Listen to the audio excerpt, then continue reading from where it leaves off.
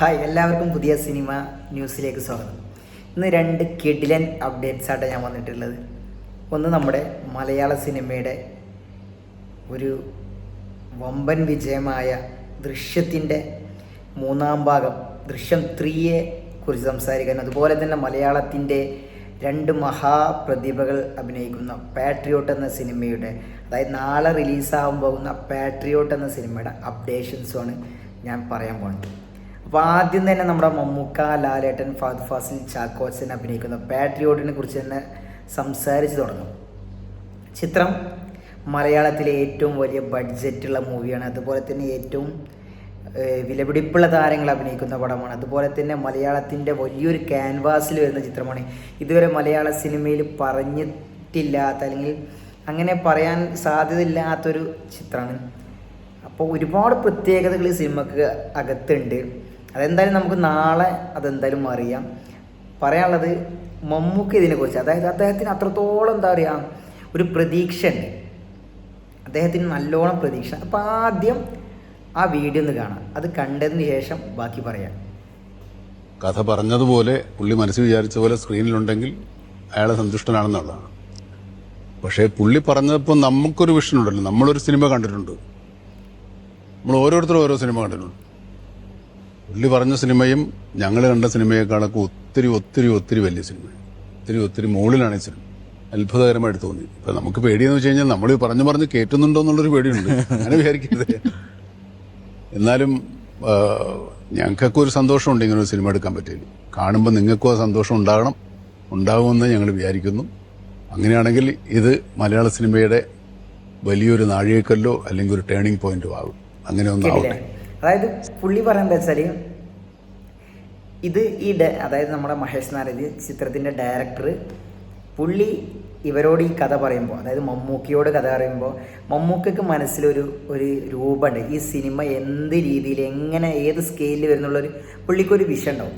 അതുപോലെ തന്നെ ഫഹദ് ഫാസിനോട് പറയുമ്പോൾ, ലാലേട്ടനോട് പറയുമ്പോഴും, ചാക്കോച്ചനോട് പറയും, അങ്ങനെ ഓരോ താരങ്ങളോട് പറയുമ്പോൾ അവർക്ക് ഈ സിനിമ എങ്ങനെയാകും എന്നുള്ളതിൽ അവരിപ്പോൾ മനസ്സിലൊരു ഇങ്ങനെ ഒരു ചിത്രം കാണുമല്ലോ, ഇങ്ങനെ ആകുന്നുള്ളത്.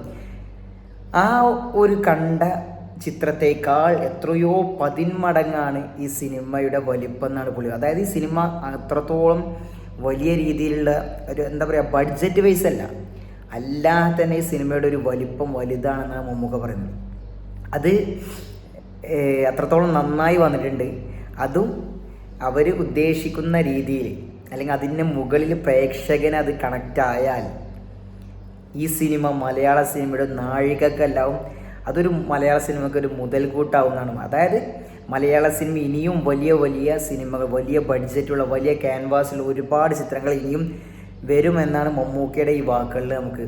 എന്തായാലും മമ്മൂക്ക അത്രത്തോളം പ്രതീക്ഷ, അല്ലെങ്കിൽ പുള്ളി ഇത്രത്തോളം ഓരോ ഇൻ്റർവ്യൂസ് വരുമ്പോഴും പുള്ളി അത്രത്തോളം എന്താ പറയുക, ഭയങ്കര ആക്റ്റീവായിട്ടാണ്. അതായത് ഒരു പ്രത്യേക ഒരു രസത്തിലാണ് പുള്ളിയുടെ ഇൻ്റർവ്യൂസൊക്കെ വരുന്നത്. അതായത് പുള്ളിക്ക് അത്രത്തോളം പ്രതീക്ഷ ഉണ്ട്. പിന്നെ മമ്മൂക്ക ലാലേട്ടൻ കോമ്പിനേഷൻസാണ്. അപ്പോൾ തന്നെ പുള്ളിക്ക് വളരെ സന്തോഷം. കാരണം ഒരു അനിയനെ പോലെ കാണുന്ന ആളാണ് ലാലേട്ടൻ മമ്മൂക്കക്ക്. അപ്പോൾ അത് ഒരുപാട് പ്രതീക്ഷ. ഇനി അടുത്തൊരു അപ്ഡേഷൻസ് പറയുമ്പോൾ, നമ്മുടെ ലാലേട്ടൻ്റെ ദൃശ്യം, മലയാള സിനിമയിലെ ആദ്യത്തെ 50 കോടി ചിത്രമാണ് ദൃശ്യം എന്ന ചിത്രം. അതിനുശേഷം കൊറോണ ടൈമിൽ അവർ നമ്മുടെ ദൃശ്യം 2 ഇറക്കി. കൊറോണയ്ക്ക് ശേഷം തന്നെയാണ് ദൃശ്യം 2 ഇറക്കി. അത് OTT ആയിരുന്നു. അതും നല്ല രീതിയിൽ പ്രേക്ഷകർ ഇരുകൈ നീട്ടി സ്വീകരിച്ചു. ഇനി അതിൻ്റെ മൂന്നാം ഭാഗം, അതായത് ഈ സിനിമയുടെ ഒരു പ്രത്യേക ഒരു ഉള്ളടക്കമാണ് ഇനി മൂന്നാം ഭാഗത്തിൽ പറയുന്നത്.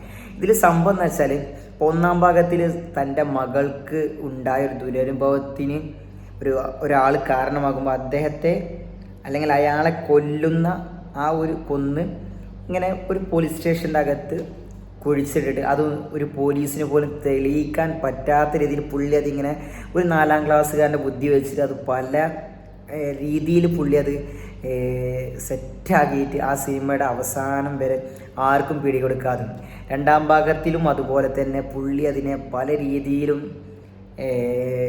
നമുക്ക് കാണിച്ചു തന്നു. പക്ഷെ മൂന്നാം ഭാഗത്തിൻ്റെ സംബന്ധം വെച്ചാൽ ഇതൊന്നുമല്ല. അത് ഇവരുടെ കുടുംബത്തിൽ നടക്കുന്ന ഈ ഒരു കൊലപാതകം കൊണ്ട് അവരുടെ കുടുംബത്തിൽ നടക്കുന്ന ഓരോ പ്രശ്നങ്ങൾ. കാരണം എല്ലാ കാലത്തും ഒരുപോലെ രക്ഷപ്പെടാൻ പറ്റില്ല. ഏത് ഒരു കൊലപാതകയായാലും മറ്റു കുറ്റം ചെയ്താലും ഇക്കാലത്ത് എന്തായാലും ആള് പിടിക്കപ്പെടുന്നുള്ളതിൽ 100% ഉറപ്പുള്ള കാര്യം. അപ്പോൾ പുള്ളി പിടിക്കപ്പെടാൻ പോവുകയാണ്. അത് ആര് കാരണം? സ്വന്തം മകൾ കാരണം. അതായത് അദ്ദേഹത്തിൻ്റെ ചെറിയ മകൾ കാരണം, ജോർജ് കുട്ടിയുടെ ചെറിയ മകൾ കാരനാണ് പുള്ളി ഒരു എന്താ പറയുക ഈ പിടിക്കപ്പെടാൻ പോകുന്നത്. അതും പിന്നെ പുള്ളി അനുഭവിക്കുന്ന മാനസിക സംഘർഷം. കാരണം പിന്നെ ആരോടെങ്കിലും ഇതൊക്കെ പറയണം. കാരണം ഒരുപാട് കാലമായില്ല എങ്ങനെ മനസ്സിൽ വെച്ച് ഇങ്ങനെ അങ്ങോട്ടും ഇങ്ങോട്ടും ഒരു മനുഷ്യ എത്രത്തോളം ഇത് മൂടി വെക്കാൻ പറ്റും, അല്ലെങ്കിൽ ഇതിനെ എന്താ പറയുക മറച്ചു വെക്കാൻ പറ്റും, ഒരു പരിധി ഉണ്ടല്ലോ. അപ്പോൾ അതൊക്കെ പുള്ളിയുടെ ഫാമിലി തൻ്റെ ചെറിയ മകൾക്ക് കാരണം, എൻ്റെ ചേച്ചി കാരണം ഞാനും കൂടി എന്തിനാ ബുദ്ധിമുട്ട്, അങ്ങനെയുള്ള പല തോട്ട്സുകൾ വരികയാണ്. അപ്പം അങ്ങനെയുള്ള ഒരു കാര്യങ്ങളിൽ സംഭവിക്കുന്ന ചിത്രമാണ് ദൃശ്യം 3. എന്തായാലും മെയ് 21 ലാലേട്ടൻ്റെ ബർത്ത്ഡേക്കാണ് ചിത്രം റിലീസാവുക. എന്തായാലും നല്ല പ്രതീക്ഷയാണ്.